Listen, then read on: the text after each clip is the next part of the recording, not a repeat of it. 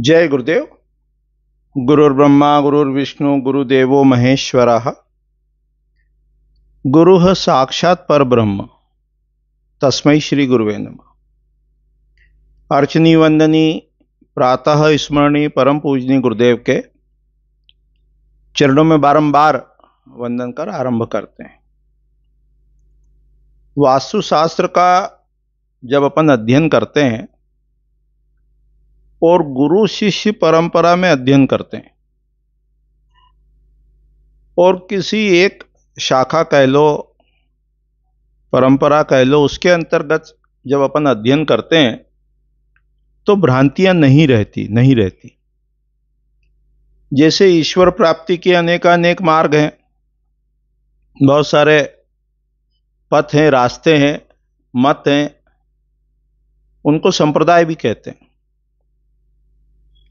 और उनकी पूजन पद्धति में भेद भी होता है, अंतर भी होता है, डिफरेंस भी होता है, लेकिन लक्ष्य एक है, मार्ग अलग अलग है। तो किसी भी एक मार्ग से जब हम चलते हैं तो लक्ष्य तक पहुंच जाते हैं। ठीक इसी प्रकार वास्तुशास्त्र में भी ये अलग अलग जो ग्रंथ हैं, ये अलग अलग परंपरा के ग्रंथ हैं। जैसे मय की परंपरा है, उसमें जो ग्रंथ है वो मयमत है।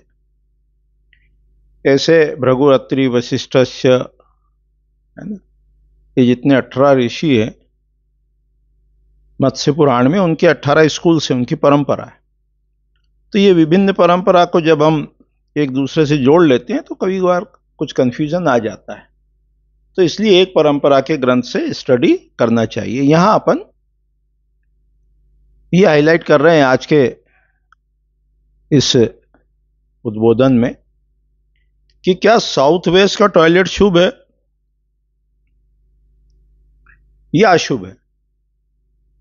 तो इसके संबंध में जब अपन विभिन्न ग्रंथों में देखते हैं, जो डिटेल में स्टडी करते हैं, तो उसमें ये पाते हैं कि कुछ ग्रंथ में, जैसे विश्वकर्म प्रकाश है, उसमें प्लानिंग के 6 श्लोक हैं, 6 ओनली।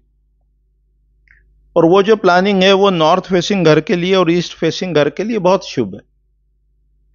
लेकिन जब अपने को प्लॉट है, भूखंड है, बिल्टअप है, वो साउथ फेसिंग हो, वेस्ट फेसिंग हो, तब प्लानिंग कैसे करना, उसके लिए अपने को अन्य ग्रंथ जैसे मानसार है, मयमत है, कामिका आगम है, उनका सहारा लेना चाहिए। तो अभी शास्त्र के आधार पर देखते हैं कि क्या नैऋत्य कोण का टॉयलेट शास्त्र में बताया गया है। तो अपन कहेंगे हाँ। किस ग्रंथ में है, तो कहेंगे कि ये जो राजवल्लभ ग्रंथ है, उसका जो 5वां अध्याय है, उसका जो 44वां श्लोक है, उसमें कहा है वर्चो ग्रहम रात्रि चरस्य कोणे,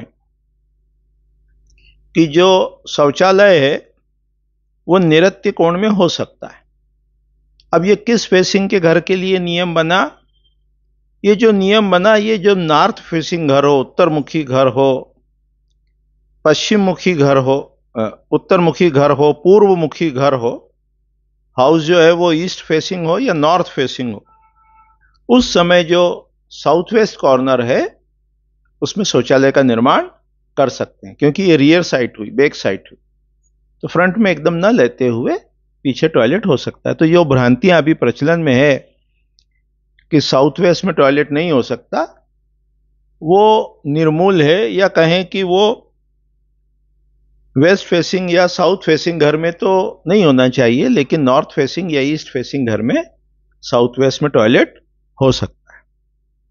ये छोटी छोटी सी भ्रांतियां अपन देखने का प्रयास करेंगे। अगला जो वीडियो बनाएंगे, हो सकता है उसमें देखें कि स्टेयर्स कहाँ हो सकती है, कहाँ नहीं हो सकती।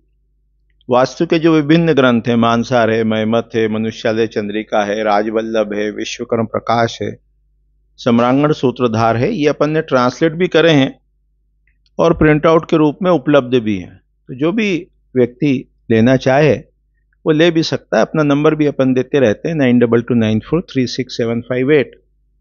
तो व्हाट्सएप पे कॉन्टेक्ट भी कर सकते हैं। और जनवरी के महीने से एक 6 मंथ्स का कोर्स भी लॉन्च कर रहे हैं। उसकी फीस भी जो है वो इंस्टॉलमेंट में देना है। 15 नवंबर के आसपास पूरा अनाउंस कर देंगे कि कितना रजिस्ट्रेशन है। शायद 1000 रुपीज़ रजिस्ट्रेशन रहेगा, बाकी 2 इंस्टॉलमेंट में देना रहेगा। तो उसके बारे में भी जो जानकारी है वो अपन प्राप्त कर सकते हैं। अभी इतने कह के वाणी को विराम देते हैं। जय गुरुदेव, जय गुरु।